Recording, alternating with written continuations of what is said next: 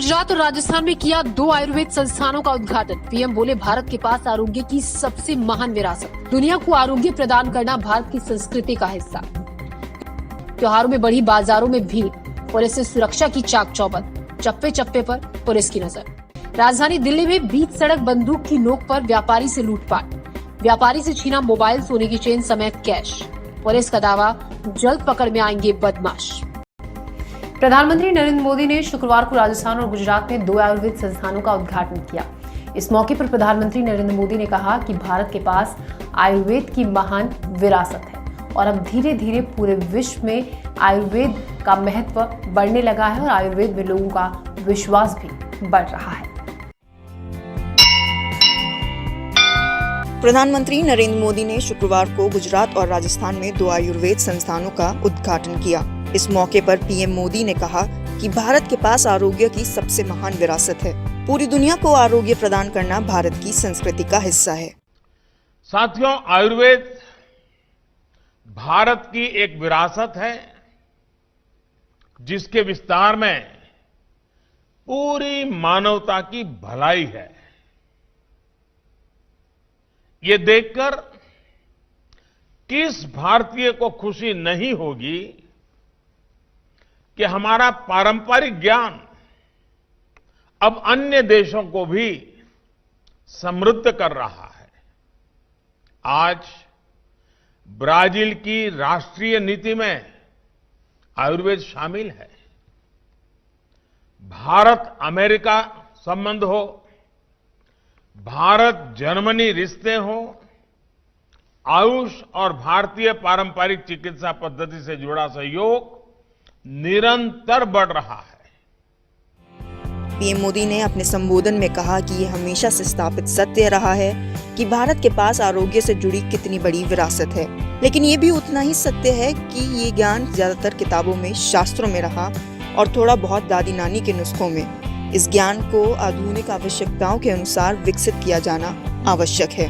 वहीं दूसरी तरफ प्रधानमंत्री नरेंद्र मोदी ने धनतेरस के शुभ अवसर पर देशवासियों को शुभकामनाएं भी दी। एक ट्वीट में पीएम मोदी ने कहा, भगवान धनवंतरी सभी के जीवन में खुशियां, समृद्धि, सौभाग्य और अच्छा स्वास्थ्य लाएं। त्योहारों के दिनों के मद्देनजर प्रधानमंत्री ने लोगों से कोविड के समय में सावधानी बरतने और मानदंडों का पालन करने का आग्रह भी किया।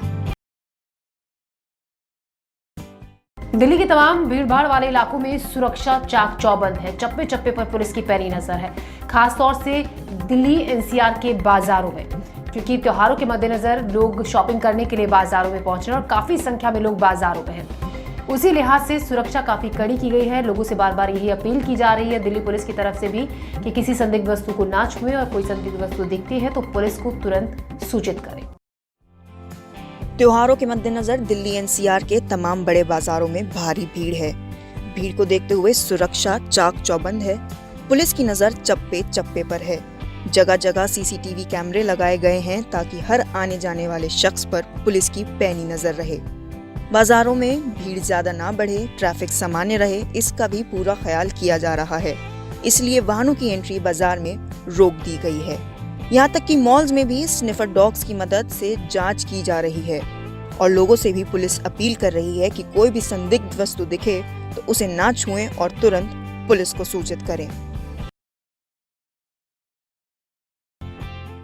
दिल्ली पुलिस जहां त्योहारों के मद्देनजर दिल्ली के चप्पे चप्पे पर सुरक्षा के लाख दावे कर रही है, वहीं देश की राजधानी दिल्ली में ही इंद्रप्रस्थ पार्क के पास एक व्यापारी से उसके परिवार के सामने बदमाशों ने बंदूक की नोक पर लूटपाट कर दी। बताया जा रहा है कि व्यापारी इंद्रप्रस्थ अपने परिवार के साथ कार से जा रहा था, तभी रास्ते में बदमाशों ने बंदूक की नोक पर व्यापारी से उसकी सोने की चेन, घड़ी और मोबाइल फोन लूट लिया। त्योहारों की वजह से जहां दिल्ली पुलिस दिल्ली में सुरक्षा के लाख दावे कर रही है, वहीं दूसरी तरफ दिल्ली के इंद्रप्रस्थ पार्क में गुरुवार रात अमित अरोड़ा नाम के एक व्यापारी को उसी के परिवार के सामने बदमाशों ने लूट लिया। बताया जा रहा है अमित अरोड़ा अपने परिवार के साथ अपनी कार से इंदिरापुरम जा रहे थे। उसी दौरान रास्ते में वो पेशाब करने के लिए अपनी कार से उतरे, तभी एक स्विफ्ट कार उनके पास आकर रुकी और उसमें सवार बदमाशों ने अमित पर बंदूक तान दी। बदमाशों ने बंदूक की नोक पर अमित से उसका मोबाइल फोन, 45,000 कैश, एक सोने का कड़ा और 2 सोने की चेन लूट ली। फिलहाल अमित और उसके परिवार ने पुलिस में शिकायत दर्ज करा दी है। पुलिस ने जांच भी शुरू कर दी है। पुलिस के मुताबिक बदमाशों की गाड़ी ट्रेस कर ली गई है और जल्द ही बदमाश पुलिस की पकड़ में होंगे। बांग्लादेश दूतावास के बाहर विश्व हिंदू परिषद के कार्यकर्ताओं ने विरोध प्रदर्शन किया और ये विरोध प्रदर्शन था बांग्लादेश में अल्पसंख्यकों पर हो रहे अत्याचार के खिलाफ। विश्व हिंदू परिषद के केंद्रीय सचिव ने ये कहा कि बांग्लादेश में जिस तरह से अल्पसंख्यक हिंदुओं के परिवारों के साथ ज्यादती हो रही है, उसी के खिलाफ ये आवाज उठाई जा रही है।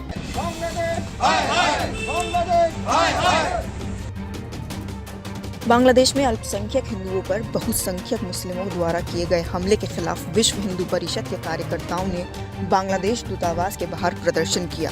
बांग्लादेश में रह रहे हिंदू परिवारों पर हो रहे अत्याचार के खिलाफ ये विरोध था। बांग्लादेश में रहने वाले हिंदू परिवारों के मानव अधिकारों की रक्षा के लिए विश्व हिंदू परिषद के कार्यकर्ता यहाँ एकजुट हुए। बांग्लादेश में जो हिंदू माइनॉरिटीज है, उन पर जो अत्याचार लगातार हो रहे हैं, अभी कुमिल्ला की घटना हुई है, उसमें भी हिंदू परिवारों का नुकसान किया गया है। ये बांग्लादेश में रोज होने वाली घटना है। उसके खिलाफ आंदोलन करने के लिए, वहाँ के मानव अधिकारों को बचाने के लिए और वहाँ की सरकार वहाँ के हिंदुओं को न्याय दे, इसलिए यहाँ पर बांग्लादेश हिंदू महासंघ और विश्व हिंदू परिषद के द्वारा यहाँ पर निदर्शन किए जा रहे हैं। आज पूरे विश्व भर में बांग्लादेश के खिलाफ, बांग्लादेश सरकार के खिलाफ इस प्रकार के कार्यक्रम यह सारे विश्व में आज हो रहे हैं। विश्व हिंदू परिषद के केंद्रीय सचिव प्रशांत हड़तालकर ने कहा, बांग्लादेश में रहने वाले सभी अल्पसंख्यक परिवारों के साथ यहाँ ज्यादती होती है। उनकी संपत्ति को छीन लिया जाता है, महिलाओं से बलात्कार होते हैं। इन्हीं सब अत्याचार के खिलाफ आवाज बुलंद करने के लिए विश्व हिंदू परिषद में आंदोलन किया गया। बांग्लादेश में तो हर रोज जो निकलने वाला सूरज होता है, वो हिंदुओं को अत्याचार लेकर ही वहाँ का सूरज उगता है।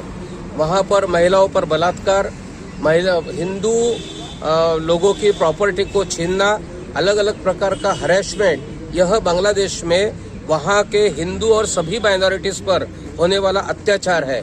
उसके खिलाफ आज यहाँ पर हम आंदोलन कर रहे हैं। क्या फोर्स्ड कन्वर्जन के भी कुछ मामले वहाँ पर सामने आए, जिस तरह से अपने देश में भी इस तरह के मामले सामने आ रहे हैं? वहाँ फोर्स कन्वर्शन तो होता ही है, तो ऐसे बहुत सारे मामले वहाँ पर होते हैं, तो उसके खिलाफ हम सब यहाँ आंदोलन कर रहे हैं। आप यहाँ पर प्रदर्शन कर रहे हैं, आप बांग्लादेश की एम्बेसी तक जाना चाहते हैं, वहाँ से क्या संदेश देंगे?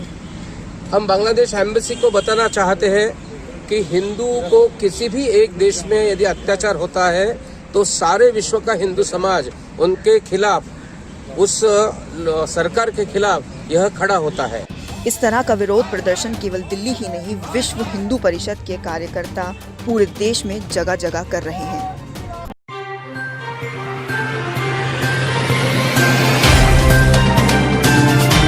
Subscribe now and press the bell icon. Never miss an update.